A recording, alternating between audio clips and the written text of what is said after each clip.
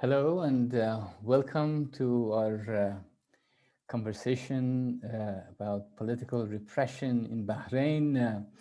It's my great pleasure that Professor Marc Owen Jones is with us today from Doha. And before introducing our speaker and the commentator, let me go over some logistics of our meeting. I am Behruz Qamari Tabrizi. I'm the director of Sharmin and Bijan Mossavar-Rahmani Center for Iran and Persian Gulf Studies.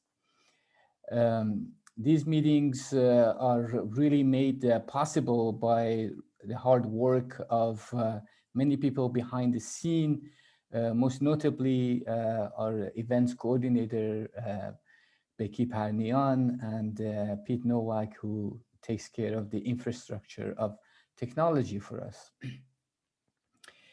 We are going to have a 1-hour meeting today, and we will start with a overview of the book with opening remarks by Professor Jones, and then we have a conversation and some questions from Professor Strobl, and then a short conversation after that, and then I will open up to questions from our audience. You can submit your questions through the Q&A button on the in the bottom of your screen, and I would read the questions and pose them to our speakers, so that our audience would remain on mute. So without further ado, let me introduce our author today, Marc Owen Jones, who's an assistant professor in Master of Arts in Digital Humanities and Societies at the Hamad bin Khalifa University in Doha. And he's joining us today from Doha. He finished his PhD in 2016 from University of Durham, where he wrote an interdisciplinary thesis on the political repression in Bahrain. The thesis won the 2016 award from the Association for Gulf and Arabian Peninsula Studies. He spent much of his childhood in Bahrain, so he's very familiar with society and its culture and its context. And he had also lived in various parts of the Middle East, including Saudi Arabia and Syria.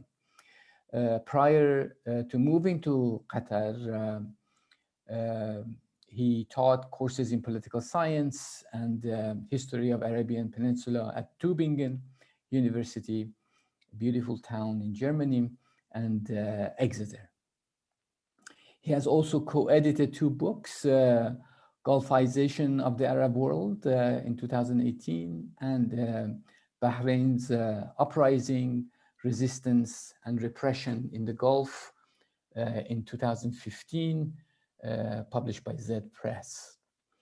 In addition to his academic work, he's a contributor to the Washington Post, New Statesman, CNN, Independent, and Penn International. And he has also appears frequently on the BBC, Channel 4 News, and Al Jazeera. So welcome, Professor Jones. The discussant, Staci Strobl, is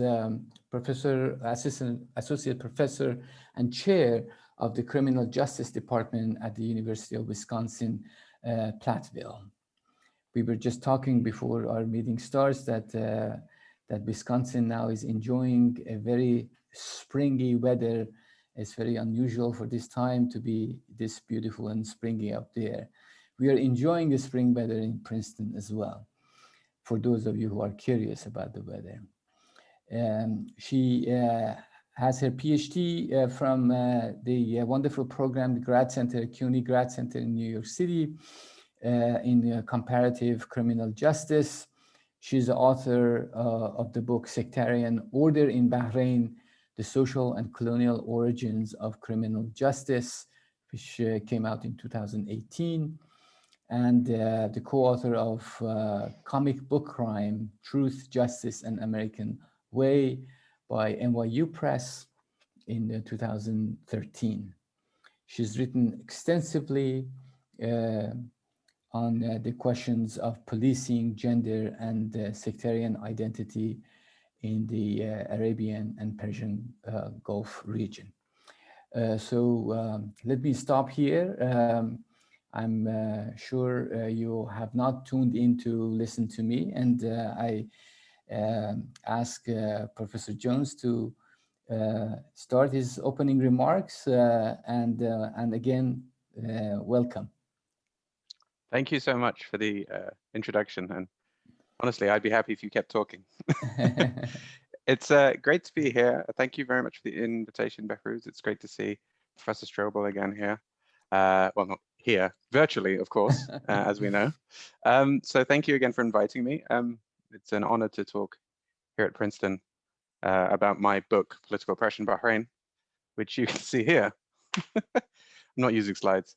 Yeah, so I'm going to talk for about 15 minutes about my book and about what contribution I think it makes, or I think it has made, rather. But just a little bit of background. The book is fundamentally about the history of political repression in Bahrain over the past 100 years or so. Despite the title, which is just political repression, I didn't think it necessary to put it was a history of political repression in Bahrain.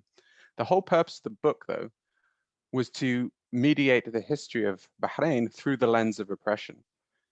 The reason being is because, and I'm going to try and make this more conversational, is that when I started my PhD in 2011, obviously it was the time that the Arab uprisings had just begun, and that was the case for Bahrain. I started my PhD in January, and then the major events of Bahrain's uprising sort of really began on around February the 14th. So I was witnessing the uprising in Bahrain unfold relatively remotely. And it was a very interesting moment for me as someone who had grown up in Bahrain to see, obviously, the country that I'd grown up in, the country that I'd had vague recollections of in the 1990s of having uprising, experience this process again. And initially, I'd been writing about the use of social media and the use of social media in Bahrain. And that became the use of social media as a tool of mobilization. And then very shortly after I started writing, blogging about Bahrain, I realized I was banned from returning there. And I realized that in 2012. And so any idea I had of doing any research in Bahrain itself, ethnographic type research, became very difficult. So I sort of reorientated my research and began to get really deep into the historical, part of the research was get deep into the historical side of the uprisings in Bahrain. And I realized as Bahrain had been a former British protectorate, obviously there was a lot of resources that I could use, both in the National Archives in Kew in London and the India Office records. And this was a time when there was a lot of digitization of records. So I really kind of threw myself into looking at historical research. At the same time, because of the uprising, I became very interested in the concept of repression, which to me seemed like one of the most useful terms in political science to kind of describe or at least explore what was happening in the country. And I sort of realized, because, this area studies of the Gulf, like any area studies, they tend to be dominated by certain paradigms of thought. And, when you have, you don't always have such a critical mass of scholarship on a place that you have this massive plethora of disciplinary lenses that people have already explored the region to. I'm not saying there aren't a lot, of course there are. But for me, instead of just looking at, say, authoritarianism or political economy, or so the more ethnographic stuff we've seen on tribe and state and nation, I thought the notion of this kind of political repression literature, which is often looked at Eastern Europe and South America, how the state fundamentally represses dissent, was really interesting. And it was also interdisciplinary. So it's something that appealed to me as someone who's come from a background of doing media studies, politics, and history. So I began looking at all forms of political repression across various literatures, which is one of the reasons I came across as Professor Strobl's work. In addition to Bahrain, Professor Strobl has done a lot on criminology. And so, the works in criminology, conflict criminology, political science, international relations, stuff on political policing, political repression was all absolutely fascinating. So the purpose of this literature allowed me to create this lens, this kind of broad lens of how states across the world respond to political unrest. And so I created this type template, really, of 4 key categories of state repression. drawing off a lot of literature. One of these categories is statecraft. Another was information controls. Another was legal repression. And the other was personal integrity violations. Now, each of these has different subcategories, but the idea was to kind of create this book of substantial 4 main chapters, each of which chronologically goes through a history of Bahrain according to one of these lenses of repression. So the chapter on political statecraft very much deals with the ways in which the state, or the formation of the state, the organization of the state, contributes to ways in which to resist mobilization by members of people outside the ruling family. Whereas personal integrity violations, that's your more traditional forms of police violence, or the ability of the state to keep bodies in particular spaces or harm those bodies and use the monopoly of violence against those people. Information controls was the growing use of media and information. And this is where a lot of the social media research comes in. The growing use of information in the media to shape people's perceptions and knowledge of politics or the world around them in order to try and influence them and influence their behavior. Whereas legal controls, again, highlighted the growing importance of the legal kind of system in constraining aspects of unrest in Bahrain. And this became increasingly important, or rather it changed a lot from when the British had a lot of influence in Bahrain to when the Al Khalifa was, the tribal rule was more dominant, and then the British came up and introduced more sort of other colonial forms of rule, legal and penal codes, and then systematized the systems of law to use them as tools of repression. And so these kind of 4 lenses I thought were a compelling way to examine the history of Bahrain, which has you know, it's kind of rich history of repression and mobilization, which is why I thought it was an interesting case study. I wasn't just picking Bahrain randomly. What's interesting about the Gulf is that traditionally in a lot of political science literature, because the disciplinary focus has often described it as a series of rentier states in which there is very little mobilization because the native populations are appeased through high state spending on resources. There's little kind of popular resistance. And this, people are eroding and chipping away at this kind of idea. It's become somewhat old-fashioned. But certainly in 2011, it was still a sort of intellectual justification for why Bahrain in this kind of context. And you can see from the almost every decade since the 1920s, there's been some sort of key movement and uprising in Bahrain. And there's many reasons for this, which we can go into later. But the fact even remains now that Bahrain's oil wealth hasn't been a huge buffer against popular discontent, largely due to the demographics of Bahrain and the distribution of those resources. So this was an interesting reason to choose Bahrain. There was another reason to choose Bahrain as a case study in terms of repression. And one of those was the fact that it was an interesting case because it had shifted from a place in which you'd had imperial overrule, British imperial overrule until 1971, to a place where the British had withdrew, and then you were getting new actors and agents asserting their power. In this case, Saudi Arabia, the US, and Iran to some extent as well was part of that equation. And so what you have in the repression literature is often this tendency to look at regime types, right? Democracy, is there repression in democracy? What's the kind of covariate analysis? What about repression in authoritarian states, covariate analysis? And so one of the ideas of looking at the history was to approach it through this fine-grained thing and look at the actual details of why does the state repress at certain times? What methods does it use? And also to actually examine beyond just this regime type category, go beyond this notion of authoritarian versus democratic states and why they repress. Because there's much, and also examine how repression occurs, because if you see a changing suzerain, the change from say British to Saudi, how does the notion of a changing suzerain impact upon the nature of repression? Because one of the unanswered questions in a lot of repression studies, or at least one of the ideas, is that how do, for example, personal attitudes of those in power impact on the methods of repression and the methods used? And arguably in more personalistic or autocratic regimes, certainly colonial regimes or post-colonial regimes, there's evidence to suggest that a lot of individuals, certain individuals hold power, and that does actually have an impact on the nature of repression.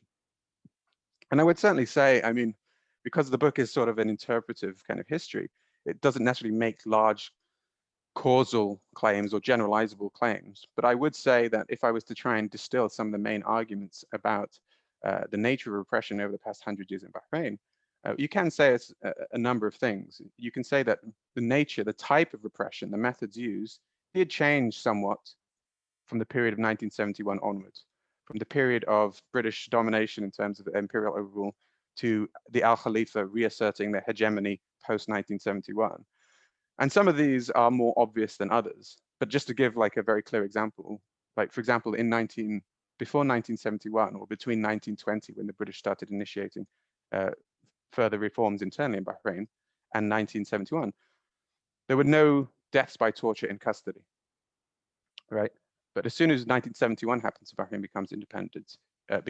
You see, for example, there's an increasing number of deaths by torture in police custody from 1971 onwards. Now, what's the reason for that? Well, like anything within interpretive history, there's not always one reason. But one of the reasons can be seen as this shift in power relations within the government themselves. You see an increasing control, for example, of the current prime minister who died a few months ago, who was the world's longest serving prime minister, Khalifa bin Salman. He took increasing control of internal affairs in the police, for example. And that control was could be seen as also a reassertion of Al Khalifa hegemony, which had been lost in the 1920s when the Al Khalifa had to cede much of their power due to the British trying to rein in their activities, which are actually harming the indigenous Bahana population. And the Khalifa bin Salman was a hardliner, and he had a particular attitude towards unrest, and he was very intolerant against unrest. And this became even more acute after, for example, 1979, when you had the Iranian Revolution.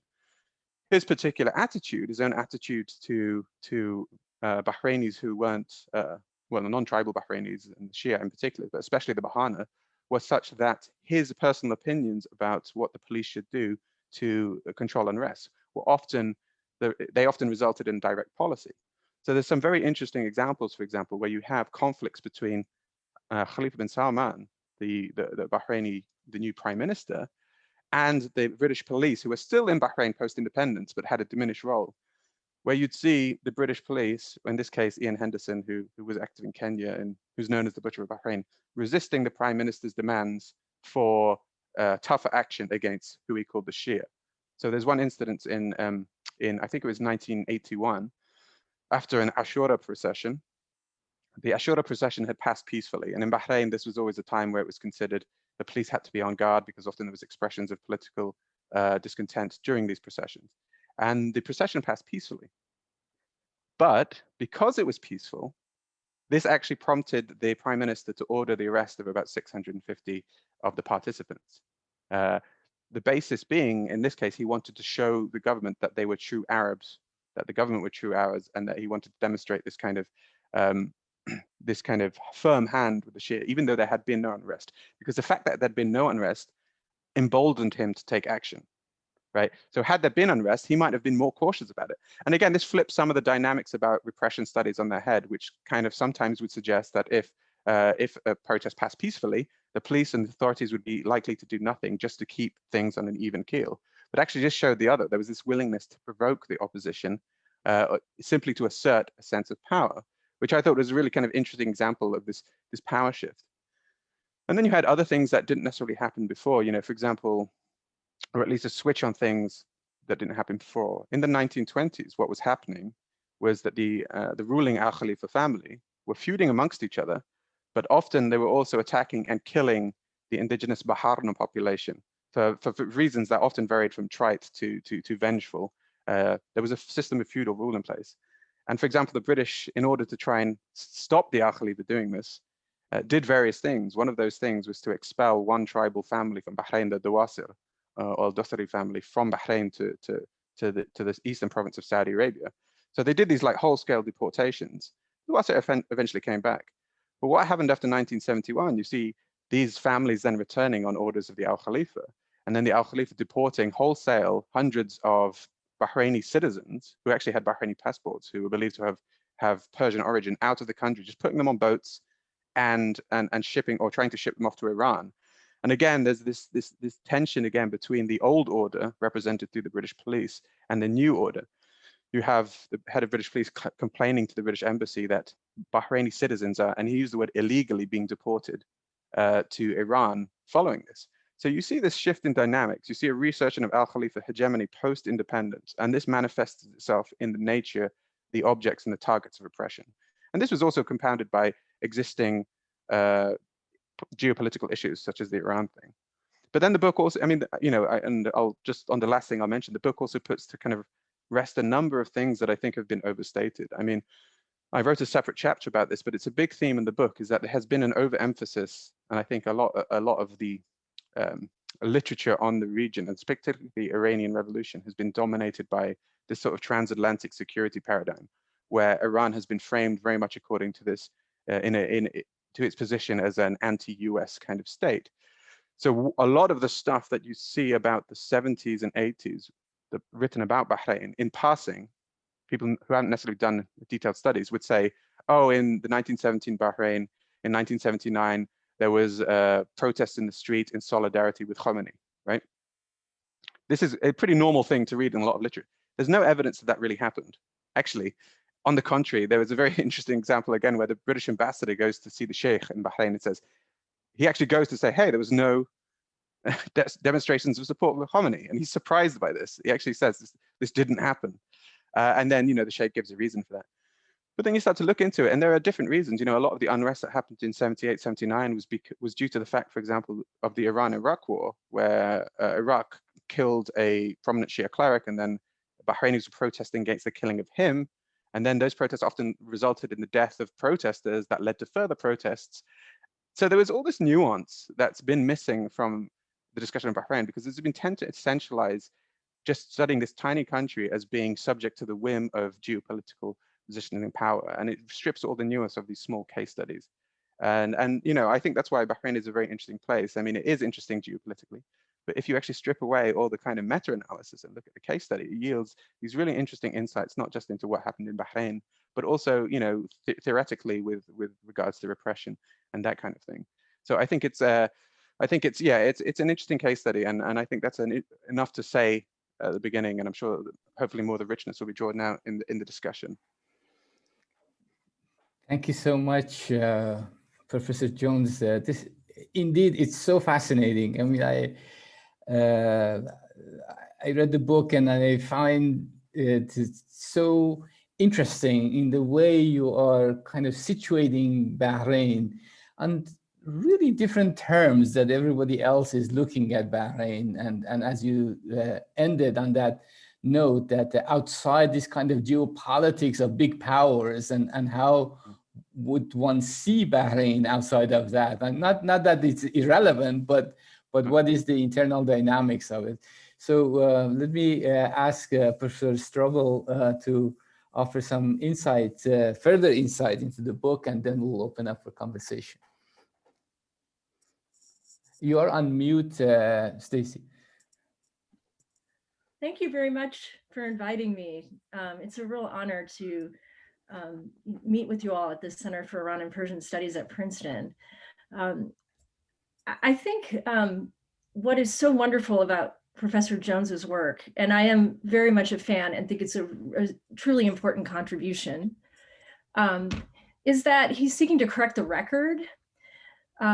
And so this sort of 100-year view of history through the lens of repression is really important work. And in many ways, my book, Sectarian Order in Bahrain, sought to do a very similar thing. And so in a way, at the same time, both of us were sort of rowing our own sea kayaks in parallel, trying to work with some of the problems of doing work in this field and recognizing that the colonial epistemologies have completely warped sort of what might be the reality on the ground, that so many nuances had been lost along those years in terms of the nature of power and control in the archipelago, the sort of authoritarianism of the Al Khalifa regime. Obviously, they were very interested in sanitizing that on the world stage. And they were, in many ways, in my opinion, able to really influence even Western academics in the seemingly neutral tellings of what had happened in Bahrain. And so in a general sense, this sort of correct the record project, I think is really important. And it's only in the last few years that we're starting to see scholarship on this. But Professor Jones's book is really a one-stop shopping, one place that really collects what will be, I think, this powerful sort of new strain of looking at the political and social and historical context for the struggles that we see today. I do want to underscore before I talk a little bit more about Professor Jones's book in particular, that the situation in Bahrain remains dire.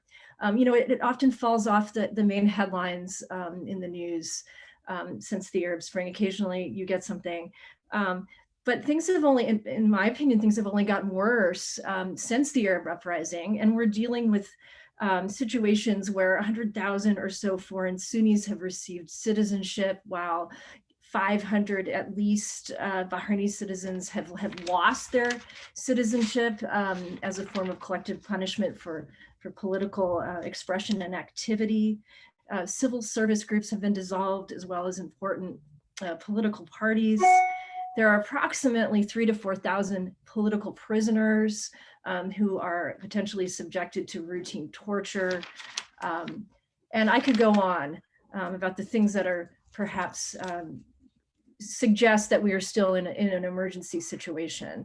And so I think this is why the book is particularly important, because if you don't take a historical lens and a comprehensive lens, as Professor Jones has done, it's really hard to explain the knot of power and identity and that's going on, and in this small country that is so, as Professor Jones points out, so sort of geopolitically important, really at the crossroads of these major powers fighting for control. So it's really an excellent book in that regard. Bahrain is an understudied case study. My book is also a case study, so I really appreciated the methods. We looked at some of the same records. I was really sort of laser focused on criminal justice institutions and how they developed in the 1920s and 1930s. Professor Jones has taken an even broader view and brought in civil society. He does really important work around the social movements and the use of social media in the democracy movement or the opposition movement. And he really puts forward this very important notion that we're dealing with cycles of revenge. This is a legacy of conquest. It's a kleptocratic ethnocracy. These are all really important sort of bold statements that he can back up with really rich empirical arguments. And so for me, as scholarly as the book is, it's also one of the more human books on Bahrain. He asserts that, and I'll quote just really briefly, from an ethical and social justice standpoint, studying repression is vital simply by the virtue that many suffer as a result. And for me, it's really refreshing to sort of have that touchstone of the kind of suffering that is happening in this context. And that this critical account that potentially sets the record straight can have ripple effects, at least in the discourse, so that scholarship becomes more responsible, perhaps, at least more accurate going forward. And so I think that's really one of the main pieces that I wanted to sort of share, that if you haven't had a chance to read the book, I do think this is a harbinger of a much more nuanced, sensitive, and astute stream of scholarship going forward. I only have, a couple questions that I thought would be good to sort of open up some discussion. And having clearly established in the book through the mechanisms and the behaviors, the state behaviors of repression, and then the resulting or reactionary sort of political opposition, which has its own agency and has its own sort of social reality. I think that's really, really important to show, because it actually provides this sort of running framework over the 100 years that he's looking at. And again, helps to better describe what we're seeing today. What I would love to sort of pin Professor Jones down on a little bit more, if he wouldn't mind, is to talk a little bit more about who the targets are today in terms of the state's repressive behavior, because many scholars are still grappling with who is the internal enemy exactly in Bahrain. What have the historical dehumanizations, for example, of the Bahraini indigenous population, or the anti-Persian, anti-Iranian sentiment that we start to see in full force in the 1930s? Or is this just about everyday sort of general, you mentioned sort of general notions of authoritarianism? Is it more of a, do you feel that the targets are really more about where they politically align themselves? And so it's not so much an identity, but more of an ideological struggle. And if it's none of the above or all of the above, I would love to hear more. It's probably some sort of hierarchy of problematic groups or cross-cutting identities and ideologies in ways that are really hard to pin down. But I wondered if you would speculate a little bit on that. You mentioned Prime Minister Khalifa bin Salman, who was agreed with you wholeheartedly that he was a driving force of repression. I'm wondering, though, if there's a larger social and political force behind that or along with that. I'm not sure how personality driven it was, though he was obviously a key and powerful figure that shaped criminal justice and shaped a lot of the legacy of repression we see today. But does it have deeper roots than his personal project? I would be interested in that. And then finally, so my second question would be, since you are correcting the record so beautifully, what is the relationship of your scholarship to the struggle on the ground? I know you're very active in social media. You have a lot of patience in that you're constantly reading and interacting with some of the most vociferous and extreme thinkers about Bahrain in ways that I would probably have a hard time doing. My skin is not thick enough. So I appreciate you being in there. So what is the relationship of the scholarship to the struggle on the ground for political rights, for civil rights, and for human rights? Do you consider yourself or your work as a form of activism, or do you shy away from a label like that because the scholarship, which is so well done, speaks for itself? How do you, as a scholar doing this important work, balance your empathy? I perceive you to be empathetic to the suffering that you have shown to be the case. And so how do you balance that with, the scholarly objectivity and how you were trained as somebody who can do this kind of analysis? I would be really interesting, partially for selfish reasons, because I'm sort of struggling myself with, how much am I advocating and how much am I, adding to the scholarship in a sort of objective, neutral way, if that's even a thing, right? And that's a different. Right, exactly.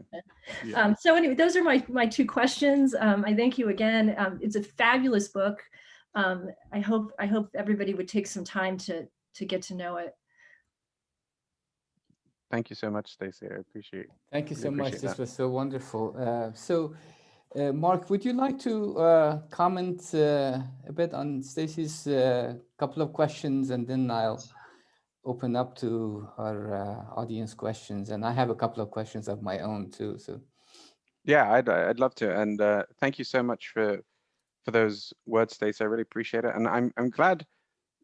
It sounds silly. I'm glad of course you noticed. I mean, but I'm glad you picked up on some of the things that I thought were quite integral to the book that weren't necessarily to do with the empirical stuff, but the stuff about social justice, which is why I think I'll answer your last question first, if that makes sense, about the notion of activism and scholarship. This is something I always wrestled with, and I think I wrestled with it not from who I was, because for me, coming from a background of media studies, cultural studies, things, like positionality, reflexivity are always actually really salient discussions, right? There's this I think there's a notion when you go into certain disciplines, more traditional, maybe arguably masculine disciplines like political science or government affairs, where students wear suits, that suddenly, you have to leave all that positionality at the door. And I think there's this disciplinary kind of silo where certain ontologies are not really welcome. And this notion, yeah, exactly. And often it manifests itself through this discussion about objectivity / neutrality. But the more I realized, who I am as a person, and I think empathy really drives me, and that's how I characterize myself. And I do not think it's mutually exclusive from good scholarship. I mean, there's a number of people whose writing I found very influential. I think Sarah Roy, who wrote on Palestine, said, any claim to neutrality is a claim to indifference. And again, we can go down the kind of question of what is it neutral, what is bias. But even if we had to, and this is obviously as a PhD project, whatever choice you make, you have to rationalize, right? And so, I think later on down the line, you can be a bit more blasé about saying why you did something. But I was like, I have to be, how can I, find a proper framework to express the fact that I think it's fine to, I think the axiological kind of things, the ethical imperatives behind this case study are actually sufficient in themselves to warrant something. And then you come across something like the transformative paradigm, which is common in education, social justice, this notion that, what warrants research is pressing social issues of the day, issues of inequality, issues of suffering, etc., social justice. And that in itself was interesting. And again, because it was PhD, I layered the multiple justifications. I said, well, I'm exploring this issue because actually I think it resonates in an important way in terms of social justice. But then there's the other justifications that this is an interesting case study because, again, it has two different suzerains. You have this kind of small state surrounded by larger states. So there's multiple layers, I'd say, of justification. But for me, the key one to explain, I think, was always this notion that I was interested in social justice, because I knew for me that a lot of the people who'd be examining the thesis, who'd be reading it, they'd want you'd have to at least have something in your back pocket to say, here, this is legitimate, right? Even though you feel like you shouldn't have to rationalize it. And for me, the activism thing was always, what I actually credit activism in a way with doing better research, right? And not the other way around, not the risk of losing objectivity because of activism. And it depends how you term activism. There's, some people use this phrase, scholar activism. Are you a scholar activist? And then how do you define activist? I had this conversation with a historian, I think in Denmark, and he's like, well, an activist. I said, well, what is an activist? And he's like, well, someone who wants something to change something. I said, well, when you write a book, you don't want to change someone's mind. You don't want to change their opinion. You don't want to educate them. What does it mean to be activist? Is it simply about being involved in policy? People often use the term without really defining what it means. And for me, it was kind of clear. I mean, I had a clear point. I was interested in, for me, I had no shame in holding that, you can't as a government do this to a population, exact brutality, arbitrarily detain, torture people, and expect no accountability. For me, that was that was probably activism, talking about that, shining a light on those events. And part of doing this, especially in the later research on social media, meant I had to become very forensic in how I approach data. So a lot of the work that was useful in terms of activism, where you sort of say, oh, for example, you do an open source investigation on this video of police brutality. You're like, this is in this neighborhood. This is happened on this day. It was filmed from these angles. You get into this habit of having to document things in a very specific and methodical way that you might not do. And this is part of you looking at a very microscopic level of how these things work. And this also happened, it also benefits you when you're going down a historical kind of record. I was very careful in the book. I mean, the book has, I think, over 1,000 footnotes. And, I don't normally write, for example, I like to paraphrase a lot, but in the book, especially when it comes to the sort of 1970 in particular, some sort of the more egregious kind of acts, I'm very careful to actually quote a lot of the documents using the official's exact language, because I think there's a lot of nuance can change. And because of I wanted to be very clear about what was said and what was done. And I think that was partly influenced by my kind of activism, approach and the forensic approach. So I actually do think it helped. And I think that sensitivities is that we bring to it and that you bring to it in your research on Bahrain. I think it's the direction that research probably should be going, but I think it's just showing that there is this kind of ontological barrier dropping in a disciplinary sense, and I think we should embrace that. And I don't think it's a bad thing. And in terms of the enemies, yeah, I think this is a really interesting question. How did the enemies of the state, I suppose, evolve over time? I mean, I think it's been so complex. I think the main thing that the Al Khalifa regime in the 1920s, in a way, that part of the enemy was also the Al Khalifa, because the family was divided, right? So the irony is what the British did when the British decided to try and get the Al Khalifa house in order, because this conflict between the Al Khalifa was also causing a lot of, as you know, the kind of violence against the indigenous population for various reasons. So the British sought to unify the Al Khalifa, right?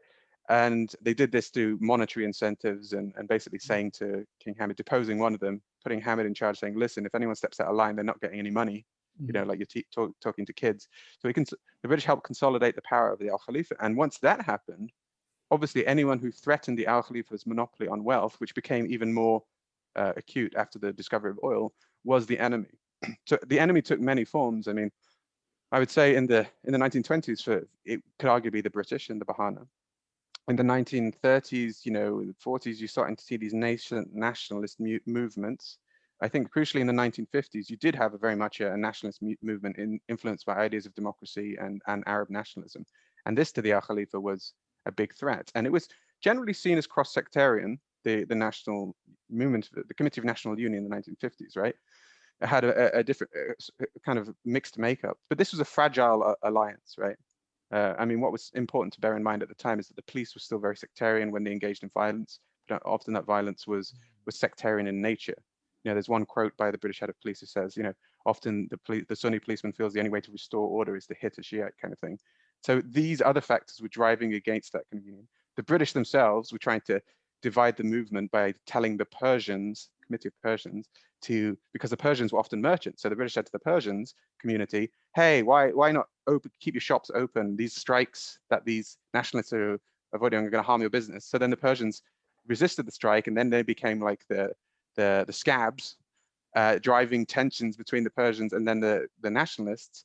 And then you had the British trying to convince the Bahana, the sort of poor village Bahana, that the Arab nationalists didn't really have their interests at heart. And so you had this kind of divisive politics at play.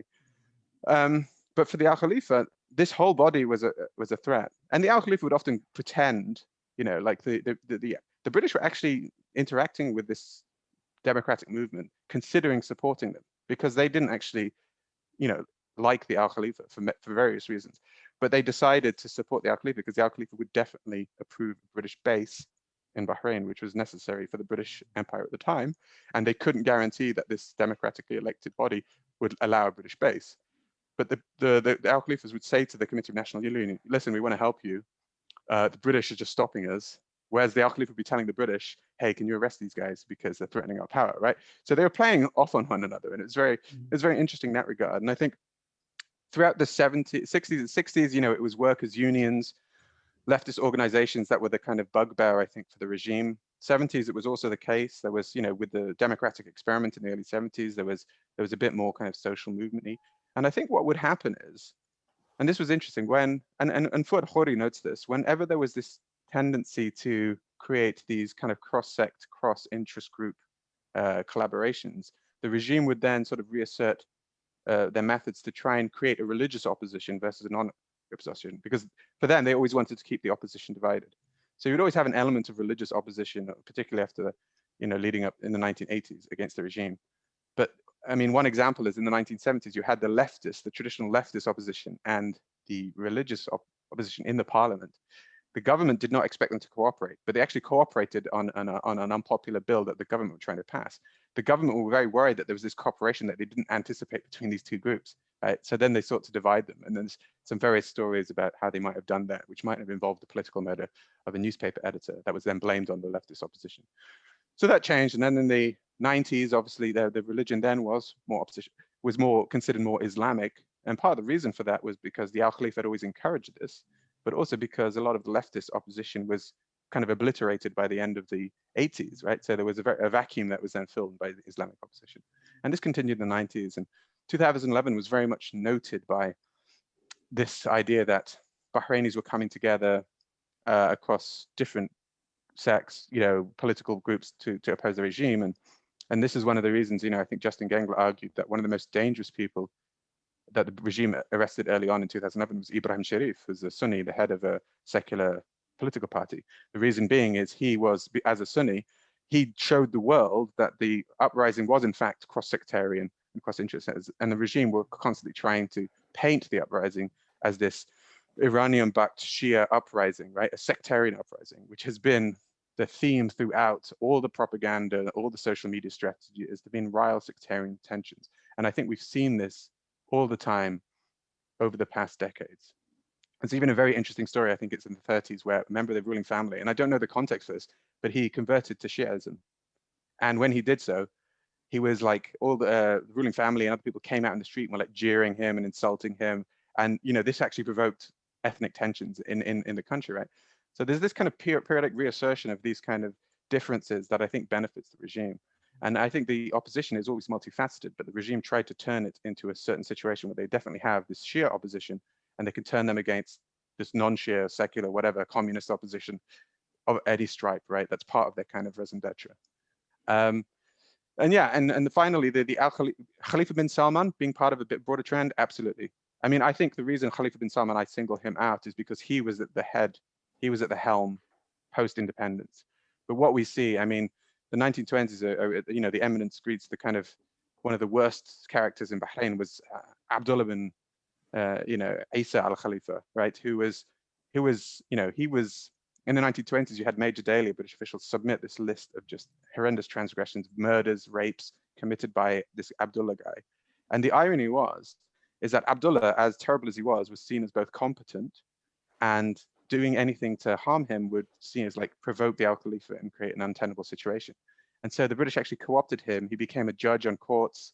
You know, he became, he was the judge on the court in the 1950s that sent the leaders of the political opposition to St. Helena, right?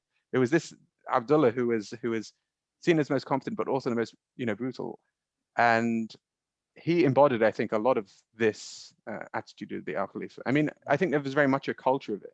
You know, in the 1950s, there was a specifically telling anecdote where the ruler of Bahrain at the time would have been Salman. His sons were just driving around Bahrain, committing acts of violence against the Bahrain population. And Charles Belgrave, the advisor from the 1920s to 50s, he writes in his diary about literally going around to the houses of these Bahana, trying to persuade them not to raise a complaint against the ruler's sons, right? So you had this massive kind of culture of this again, as you mentioned, the legacy of conquest. You know, with these the cycles of revenge, which I like that phrase that you used, being used against this kind of population, those cycles of, not even in this point, not necessarily revenge, but just keeping this indigenous population down, reasserting that perceived right of conquest, that then I think later became this notion of revenge. This is a fascinating point, Mark, that that you start the book by sort of situating Bahrain in a settler colonialism frame, and I was wondering if, of course, when people are thinking about Bahrain, I mean, including myself, I never think in those terms of, you know, colonial settler, to think about Al-Khalifa family in those terms, you know, and I wonder how much of that kind of framing would help to explain why the Al-Khalifa family has not been able to generate a hegemonic position and in Bahrain, and whether or not, what I like the term that you use, you say that, you know, this is not a regime, it's an assemblage, you know, and do you think that we can attribute some of that failure to become hegemonic in Gramscian terms, you know, that you can rule, absolutely. you know, you can rule by leading rather than rule by repression and coercion, you know. How much of that goes back to this history of settler colonialism? Well, I think this is one of the important paradigms, and I remember Staci and I discussed a bit before. What I think is interesting, there's a tendency, I think, for the notion of settler colonialism to be seen as purely a Western European endeavor, or Northern Europe endeavor, North America. Whereas if you look at the Bahraini case, the Al-Khalifa came over in the 1700s and basically subjected what were a settled population, and it became a feudal system. And I think the acts of violence, the kind of the portrayal of them later in the media, the kind of suppression, the perceived right of violence and access to their property, all points to this, what, you know, Khalaf described as this legacy of conquest. And I think it's very hard to see it in any other terms than settler colonialism. And I think this was compounded by two ways. I think that was always there. There's this always notion that the Al-Khalifa, the rulers of Bahrain, and the Baharna in particular, with their serfs, and that the wealth of Bahrain belonged to the Al-Khalifa. And I think if you'd had a situation in which, for example, Bahrain was left to fend for, there was a number of things that happened in Bahrain that created, I think, or not, well, not created, but facilitated the continuation of a separation between the ruling family and the population, right? One of those things was the British reforms, which essentially, united the ruling family at a time of strife. And that fraction could have caused some sort of intermingling with the population, for example. That united them. The discovery of oil was very important in this, because what that did, the nature of part of the British control, and this is why the repression, and it's an aspect of statecraft they call repression, is the civil list. And this happens in all the Gulf monarchies, is that part of a certain amount of fixed revenue was distributed to the ruling family to be circulated among the ruling family, originally conceived of as an idea of maintaining control, right? When oil wealth came in, and this was fascinating, that amount of money was ludicrously high, right? So you had a third of the oil receipts for Bahrain going to the ruling family and being distributed around it, right? So being a member of the ruling family meant access to this pool of wealth, right? And going outside that ruling family meant loss of access to that pool of wealth. So what you're doing is you're facilitating the situation where there's an incentive to remain as a homogenous unit separate from the rest of the world, the rest of the Bahrain. And so I think this was a really big part of the problem, coupled with, traditions, tribal traditions of in-marrying within the family and that kind of thing, all compounded this sense of separation from the population. And I don't think that ever changed. There's been no incentive for it to change. Yes. And, what was oil wealth then is now property wealth now as inheritance and land values have gone up. Yeah. And I think that's a really key driver of this. That's so important. I have a question from one of our audience members about the Persian connection there, and of course, Iran, and before that, Persian Empire, had a claim of Bahrain, and that claim finally was settled right before 1971 independence, and presumably the British kind of leaned on the Iranian king to say that, okay, relinquish that claim because they're going to be independent. But of course there are Bahrainis of Persian origin who are connected culturally, linguistically. They can speak Farsi or Persian, but how are they seen? At political level, we always hear from this propaganda machine that anybody who opposes the Bahraini regime is influenced by Iran. But in everyday life, how does that manifest itself? That connects, that Persian connection. I think in everyday life, there's often discussions like in the interim periods between periods of unrest. I completely agree with Staci in that while we are now in Bahrain politically is much even worse than 2011. At the same time, there's like a difference in that political reality and the way people, I think, talk. Sectarianism is often reactivated at these crucial crisis moments. And it gives what you speak to a lot of people, and when they reminisce about previous periods in their life, they will say, oh, sectarianism didn't exist then. It was an okay time. But in reality, if you look at the political behind the scenes, sectarianism was always a very key driver of policy. But I think often for people on the street, once you remove these acute peaks of crisis where the sectarian discourse is heightened, there is a sense that these things reduce, right?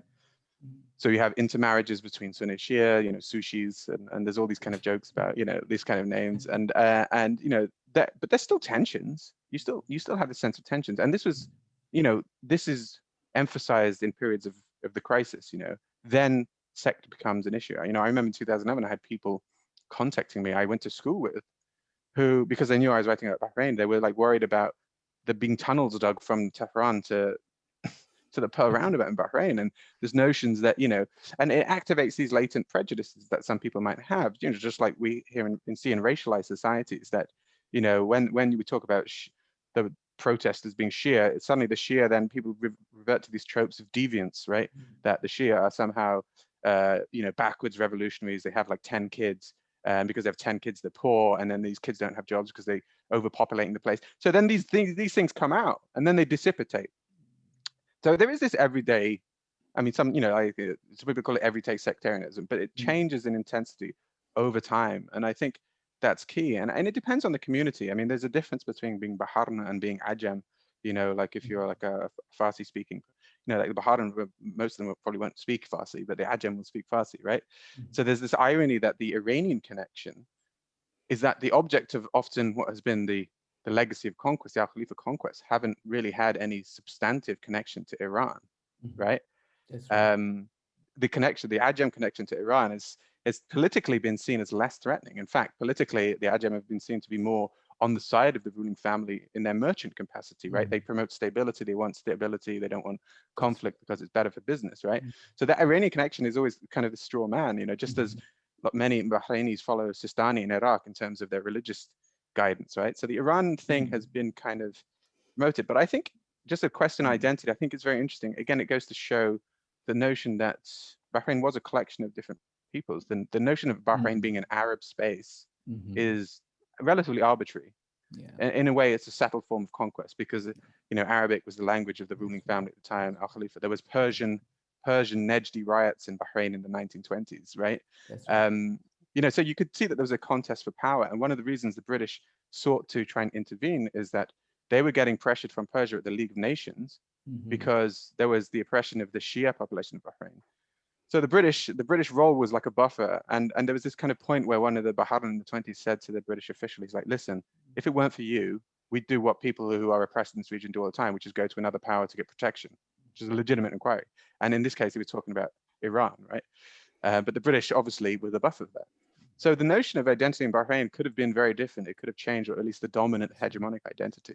But I think it's useful to think of Bahrain as these collection of different things with this hegemony, this kind of Arab Al Khalifa tribal hegemony stuck on top as the state identity. Let me ask one more question. Both Staci and you mentioned this practice of punishment through creating stateless subjects, and how extensive is it? I mean, if Staci, if you want to comment on that, that's also would be helpful. That of course, you know, all the Gulf states are kind of strange kind of situation in terms of, you know, citizens and non-citizens, and then you have this in Bahrain. Here we have this category of forcing people or stripping people from their citizenship, basically. I don't know how extensive it is. This is the question one of our audiences is asking. How extensive is this, and what kind of, so what happens to these people when they're practically, you know, stripped out of their citizenship? You're on mute, Staci. Yeah. Sorry. Yeah. I'll start on this one. It's around 500 people since the Arab uprising. Actually, more were originally stripped of citizenship, but the king a couple of years ago reinstated several hundred. So it's about at 500, and so many of them are in the West, in the Bahraini diaspora. And pursuing, you know, their life as best as they can that way. Relative to other states, I would consider it quite widespread. I mean, of course, it's still, you know, a percentage-wise rare, but it's such a heavy hand and such a violation of international human rights standards. And the extent that it's being used just in the last several years. And I should also emphasize that often the trials are criminal in nature, so it's a criminal punishment, and they're mass trials. So oftentimes people are on a list. So it has these echoes of authoritarianism, you know, Stalin purges. And so it is really, really troubling. The NGO out of London, Salam DHR, Salam Democracy, Human Rights in Bahrain, they have just published about a month ago at the 10th anniversary of the Arab Bahrain uprising, a really comprehensive report that profiles many of these stateless people, as well as other folks that are still in Bahrain that are political prisoners, people who have been executed. We've had about 23 or 24 political death penalty executions since the Arab uprisings. So I think it's really, really, I would say that the Bidun, or those with statelessness, it continues to happen, and it is significant in Bahrain. The second point I want to make, if people are interested a little bit in the origins of this, is in my book, I have a chapter on sort of the 1930s and what was going on in the criminal courts. There was a court for Bahraini citizens, the Bahrain court, and then there was a court that the political agents, the British Imperial agency would try folks in. And they constantly were struggling with who is a Bahraini citizen and who is everybody else that the colonial court should be criminally prosecuting. And people were constantly being politically or socially defined in ways that didn't match their sense of identity. So a lot of people were losing, I'll put this in quotes because citizenship wasn't really codified until about 1937 or so, if I'm getting the date right, late 1930s. And so you had all these people that grew up in Bahrain, didn't know any other place, who had parents and even grandparents who had been there, that suddenly were being sort of written out of the citizenship. And the only way they know this is because they've been brought up on criminal charges. That's when they begin to discover, I'm not being considered a Bahraini.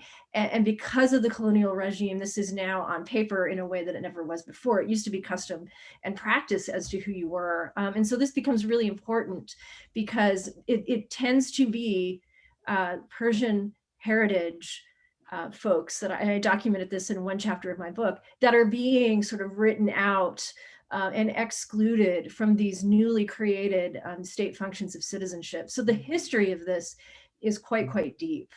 That's fascinating. Of course, these things also happens in the US, that many people who basically lived all their lives here, and then if there is a criminal case, suddenly they realize that, oops, they're not American citizens, And so, unfortunately, we ran out of time. Professor Jones, Professor Strobl, this was such a fascinating conversation, and this is such an illuminating book, and I highly recommend it. And I learned so much. And again, thank you for giving us this chance to have this conversation with both of you. Thank you so much. Thank you very much. All right. Thank you, everyone. Bye-bye. Bye-bye now. Bye.